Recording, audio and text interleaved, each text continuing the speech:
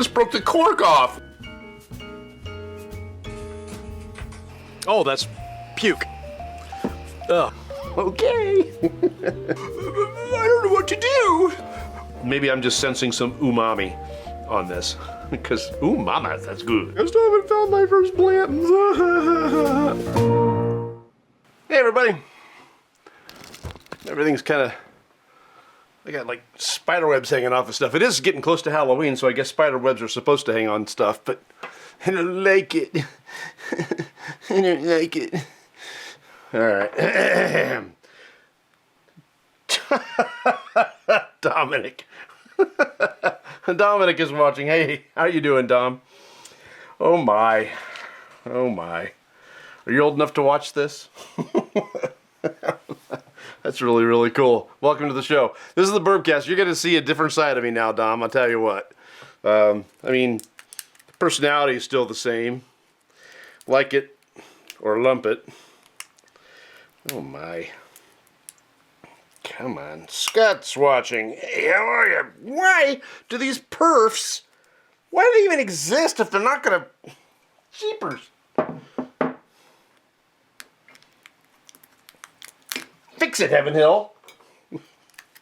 Put a perf on there and it doesn't even stinking work. Oh my gosh. Okay, so while we're figuring out how to open up this bottle, I'll tell you, Diageo has started to pause production in a lot of their world. Let's go ahead and get this poured. I don't know if you heard about this. 7 distilleries have paused production. The Balcones and the George Dickel sites in the U.S. They got a Scotch distillery in, well, you know, Scotland. But the Teeninic, I don't know if I said it right. I'm well. Yes, I'm well, and I'm about to be even more well. So they've slowed down their warehouses. Companies stating the pauses are temporary for strategic efficiency and to rebalance stock. Let's see. The company also closed a bottling facility in Canada for Crown Royal and a plant in Germany, although it's shifting some production to other places. So what they're warning us here is that it's not another case of glut, right? So people are talking about the fact that there is an industry downturn. I tend to think of this as an industry correction, right? So, you know, during COVID, everything went crazy and everybody, you know, all these Buffalo Trace and Heaven Hill and all these places decided to build on and add capacity. Buffalo Trace doubled capacity. And they're, you know, of course, it still takes 10 years to age some of their stuff, or 4 years or 6 years or 9 years or whatever. But all these places doubled their capacity thinking that this whiskey magical market was going to continue past the end of COVID. And it did for a few years, and it's still there. But we are undergoing a market correction. And why are we undergoing a market correction? Well, there's a couple things that have gone on. First of all, the distilleries learned from the 80s when all of a sudden they were sitting on gallons, hundreds of thousands of gallons of excess stuff that they couldn't sell. The taste had changed. People went to wine. People went to gins and vodkas and things like that during the 80s. Just things changed. So here they were sitting on things. Distilleries went out of business, some of them for good. They didn't come back out. After things started to change, they didn't have reinvestment. They went away forever, particularly some of the scotches. But this is a market correction because they see what's coming. They know, first of all, this is a war economy. A lot of grain, gas, all these things come out of the Ukraine, and vegetable oils, things like that. All sorts of stuff comes out of Ukraine and Russia. And all of a sudden, you know, this war hits, and the prices of all that stuff went way, way up. So that's a problem. And then you got the global inflation rate. I mean, they hit 22% inflation rate in the UK. We hit 9% here. That's going to take away some disposable income. So it's market-based stuff. They're not getting into another glut. This is just a correction, and I'm not worried about our favorite brown juice here. Not one bit. This is the Old Fitzgerald 7-year bottled in bond. Now, what I understand about this is that, well, first of all, Heaven Hill loves their bottled in bond. But they also love their Old Fitzgerald. So, I mean, they've got this one. This is the bottled in bond from Heaven Hill. This is rye based. It's a regular whiskey with rye in it. It's fantastic. If you haven't had this one yet, it's gorgeous. I love this bottle. Oh, it's a very, very good bottle. But they love their bottled in bond. This one is, I think, a 7-year as well. Yep, 7 years. So this is a 7-year. This other one that they've just put out from Old Fitzgerald is, hey, Rob, how are you? Luke is watching. Thanks for coming on. So this one is a 7-year of their wheated mash bill. I'll give you some more about it here. Let's see, Heaven Hill. This started coming out in June. It's actually got two different labels because it's bottled in bond. It has to be the product of a single distillation period. So this is the green one. The green one is the spring, and then there's going to be another one that's a gold one, I think is for the fall releases or something like that. I forget what it is. I think I wrote it down. It'll be here somewhere maybe. Anyway. All right, so the mash bill on this is 68% corn, 20% wheat, and 12% malted barley. Goes for $59.99 in the state of Ohio. MSRP is $60, so we're right there. Let's see. According to Heaven Hill, the original private label was introduced in 1870. Soon became the exclusive bourbon of railroad and steamship barons. Quickly integrated into the culture in the Old South, and around 1900, Old Fitz was released to the American and European public. And I will tell you, if you've not had just the 80 proof Old Fitzgerald, this is a great pour.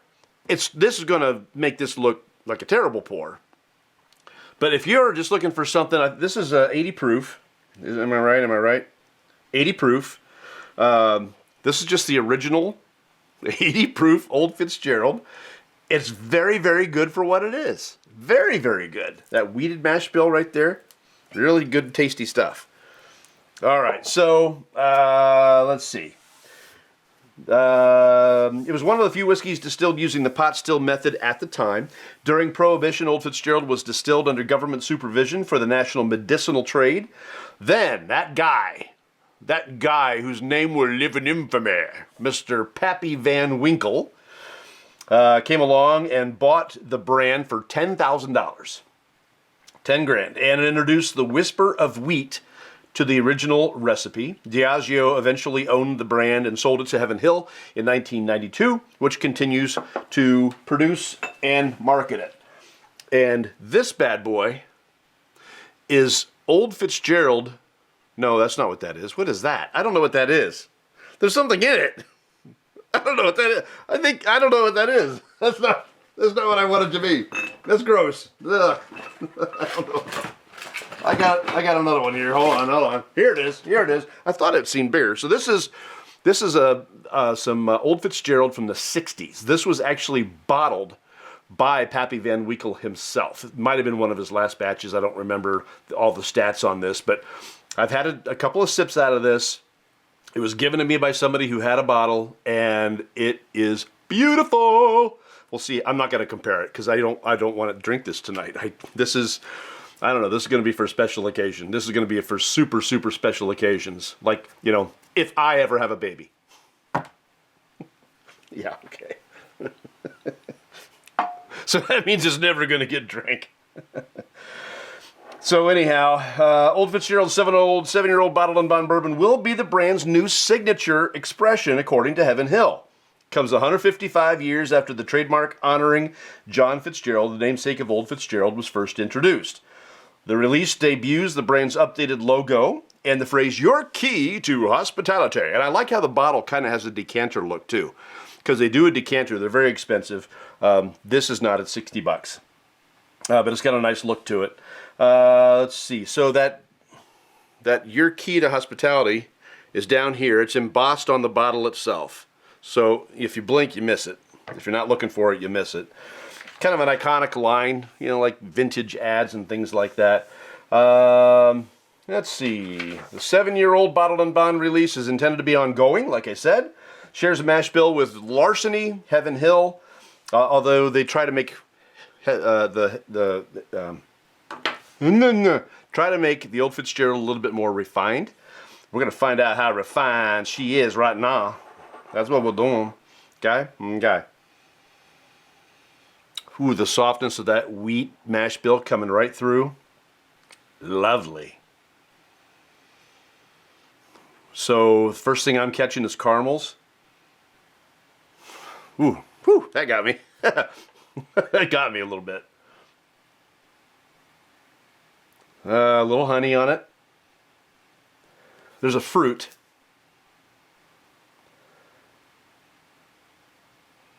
I'm getting just a little citrus like orange peel and a little black cherry. And there's a sweetness of plum there too. This has got, I'm not going to call it a fruity nose, but there's definitely some nice fruit notes on it. Probably the biggest thing I'm getting is the caramel, if you have a degree.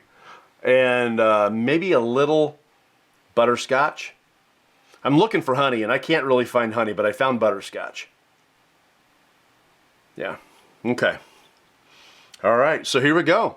I don't feel bad getting in this bottle because they say it's going to be really, really accessible, so let's hope so. But $60. You know, the price of liquor is, I understand it. War economy. But now that it's up there, will it ever come back down? That's the question.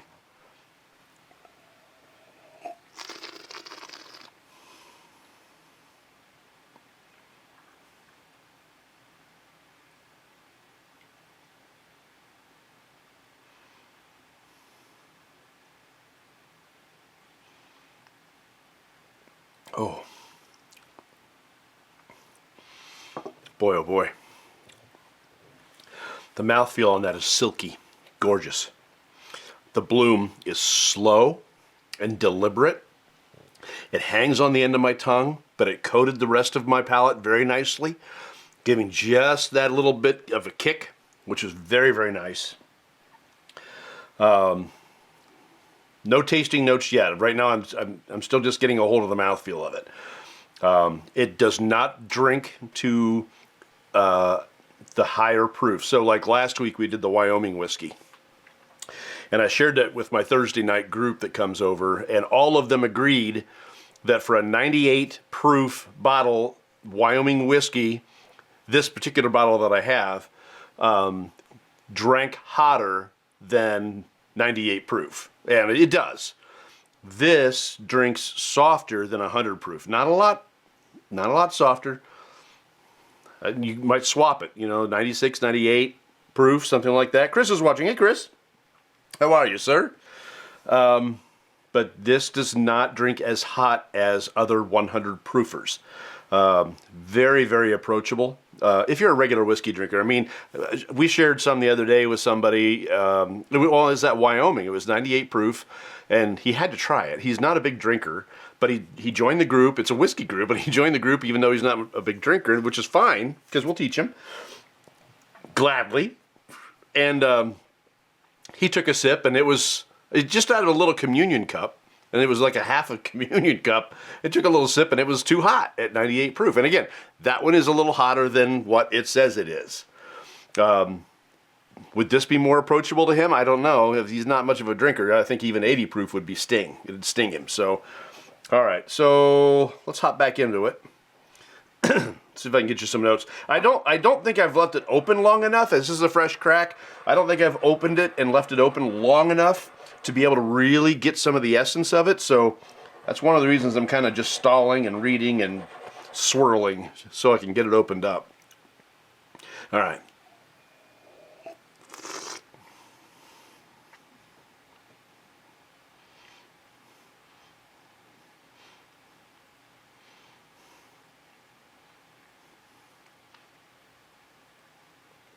Okay, on the palate, the cinnamons are there. Really nice oak. Oak is one of the stronger flavors in this one. That soft wheated mash bill is definitely nice on the palate. It's giving it a silky feel to it. It's really, really nice. The flavors, though, that oak is predominant. Cinnamon was there. Got to get back into it. Again, it's just been opened, so it's not giving me complexity yet. But I am trying to pick out what is in it.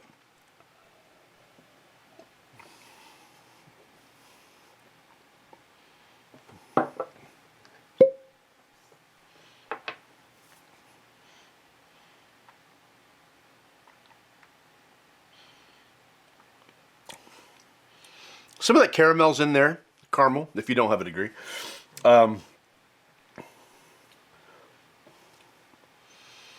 Trying to find out what else is there. It's got a nutty side to it, kind of bringing in maybe some of your almonds. I'm not going to tell you pecan. No, almonds. It's a little bit of an earthier thing. Getting a little of that orange peel now, a little bit of that citrus on the finish, which is nice. It definitely has a sweeter nose than it is on the palate. Although I'm not going to tell you that it isn't sweet. It's got some great notes. It just hasn't sit long enough for me to get them all.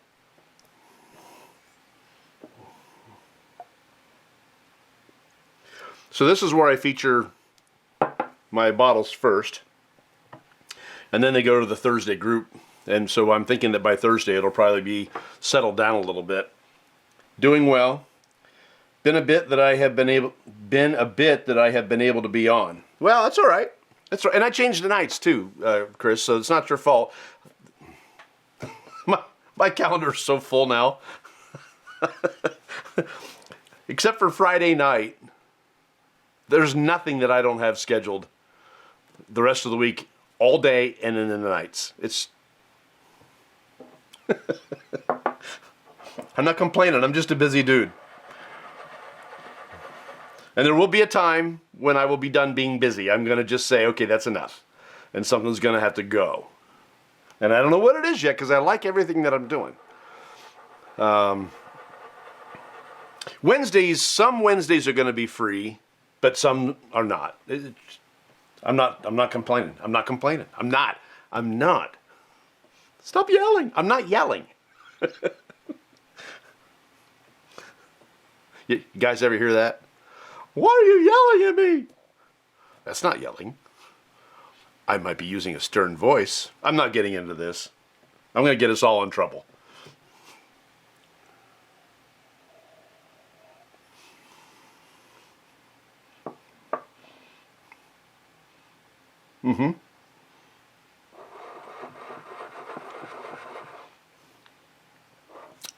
Found the butterscotch. Okay. I know I put the cork back on it, but it's had the opportunity to oxygenate just a little bit. Those cinnamons are beautiful. A little bit of that butterscotch there. That oak is still very, very much there. Ken's watching. Hey, Ken. How are you, Ken? Glad you're here. Has a lot of the... It's not sweet. So you're not going to get the same experience out of this than you would like a Buffalo Trace or something like that. I'm not catching any vanillas. I'm not catching any honey. I'm not catching any of that stuff. I'm getting oak. I'm getting almonds. I'm getting butterscotch. That's the sweet side of it. Some cinnamon. Again, that oak. And the oak is interesting. It's a very flavorful oak. It's not just like, old wood that's been sitting outside. There's a really, really nice flavor to the oak, almost a fragrant type of flavor to the oak. And maybe that's where some of I'm just going to say, maybe that's where some of this interest is coming from, but the oak, the barrel is where all the flavor comes from pretty much. Yeah, there's a little bit that comes in from the mash bill, but...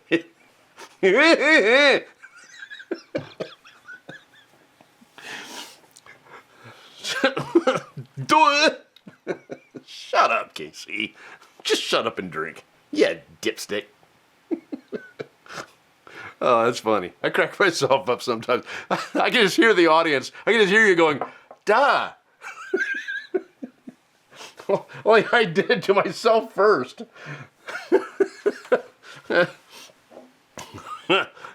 Shut up and drink. Okay. Stop yelling at me! Golly.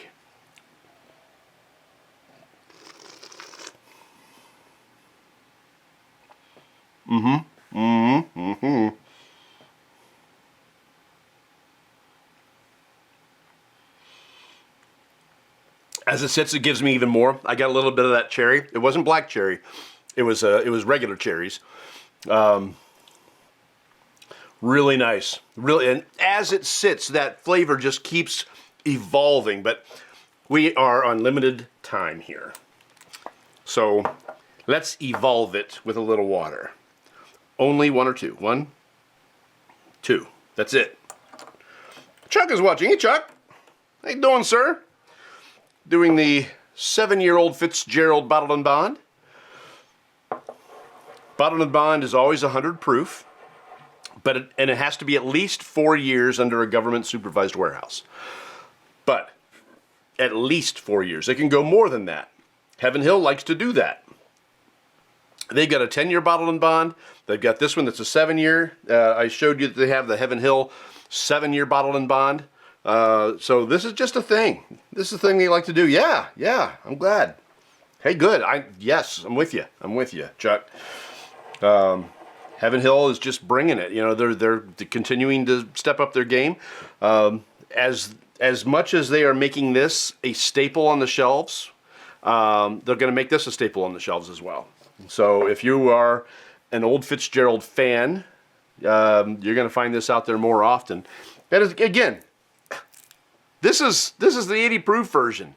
This is hard to find in the state of Ohio, actually. But this is delicious. For what it is, this is delicious. Same mash bill as this. Just it's 80 proof and it's only like 3 or 4 years, whereas this is 7 years and 100 proof. All right, so we add a little water to this. Give it some lovin'. A little turtle dovin'. I know, it's an old Alabama song. I get it. All right. If those of you too young for some of these references, I try to tell you where they come from. Right? Make a little lovin', a little turtle dovin' on the Mason-Dixon line. That's Dixieland Delight by Alabama. Okay. For you country fans, that's a freebie. I am not a country fan at all, but there you go. All right, 2 drops of water.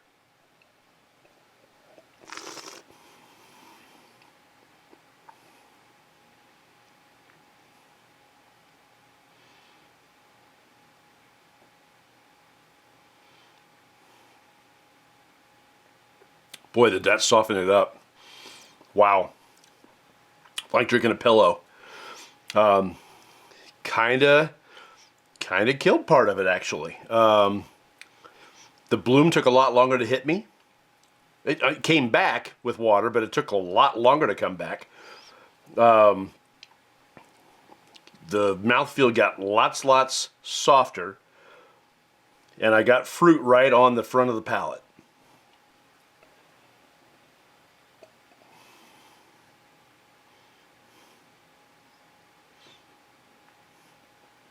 And oak and butterscotch, and that butterscotch is coming out a little bit more. Definitely a sweeter pour than it was.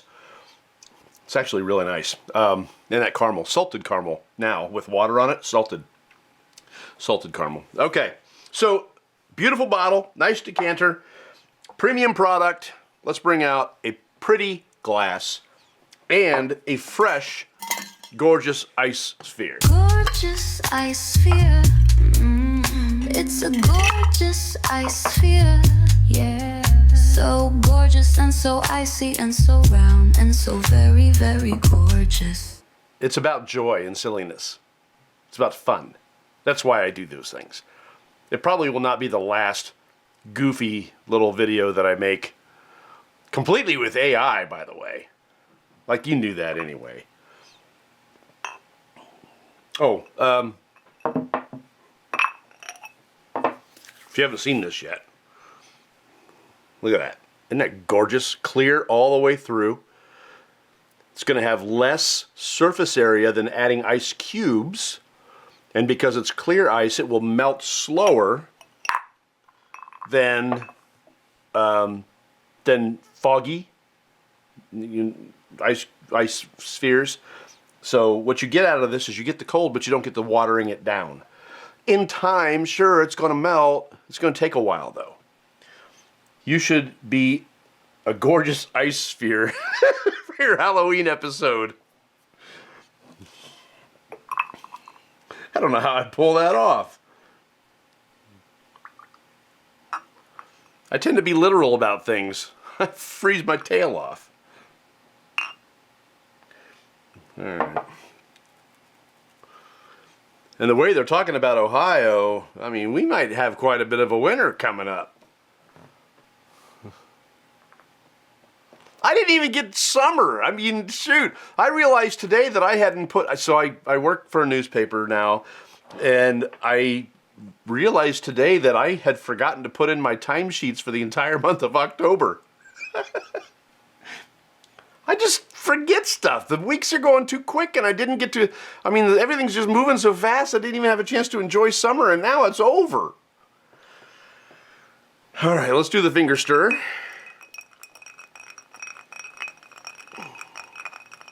Now I'm raking. Although, strangely enough, I was sitting out there yesterday when it was still 80-some degrees. It was a gorgeous day. It was beautiful. And I could swear, here it is, mid-October, and I think I got buzzed by a hummingbird. I didn't see it, but it sure sounded like a hummingbird. They're supposed to be gone by now.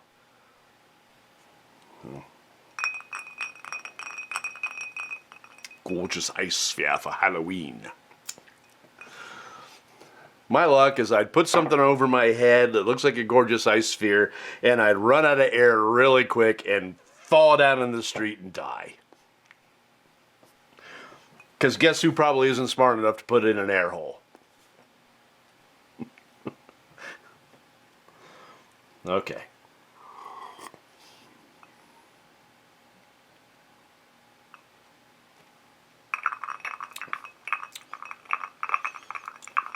The sweet really came out on ice. Although that oak is still there.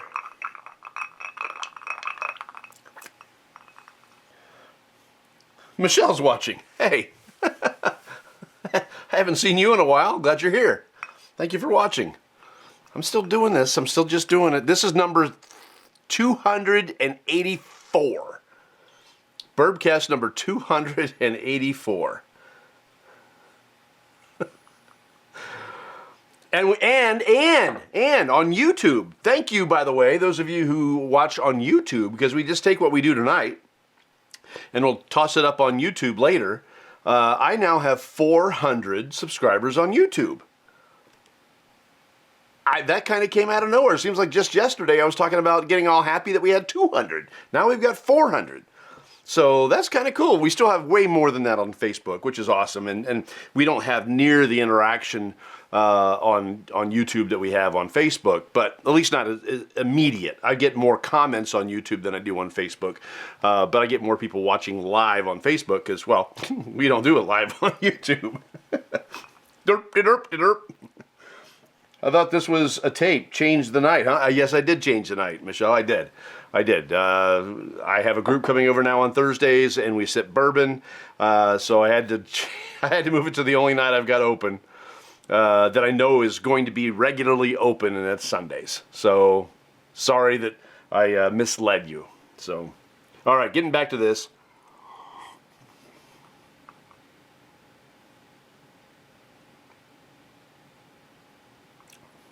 Holds its flavor on ice. Gets a little bit sweeter as it cools down. Oak is still there. Butterscotch is still there. But some of the other stuff like the almonds, the nuts, that kind of went away. I don't like bourbon on ice very often, but this one held up okay. I like it. And here I am without next week's pour. Doggone it. I left it upstairs. I'll tell you what it is, though. We are going to be doing the Old Forester Single Barrel. That's next week, the Old Forester Single Barrel. I got my hands on one. I love Old Forester. Their Whiskey Row series is gorgeous. I didn't love, what was the one? The one for aristocrats. I can't think of the name of it all of a sudden. The bottle's different. Just everything about it is just a little different. I didn't love it. But the Whiskey Row series, all those are fantastic. 1920 is my favorite. 1910 comes right in afterwards. The Bottled and Bond is great, but the one I have never tried yet is the single barrel. So we're going to be doing Old Forester single barrel. It's the blue label. That's coming up next week on the Bourbcast. So, hey, I just want to say thank you for joining us. Really great to see everybody. You could be doing anything else on a Sunday evening, but you're here with me. As a matter of fact, I think we've actually gotten better interaction on Sundays than we ever got on Thursdays, and Thursdays was pretty good. So thank you for joining. Again, if you are a YouTube subscriber, thank you for that. It's the exact same show, but on YouTube. and the other thing about that is Facebook is killing all the live videos. You have 30 days and then it's gone. So if you want to see the older videos, you have to go to Facebook now, or YouTube now, because they're gone from Facebook. Just, I don't know. Would not be my preference, but it is what it is. Chuck says, cheers. I say cheers. We will see you next week with the Old Forester single barrel right here on Beautiful Bourbon. Take care.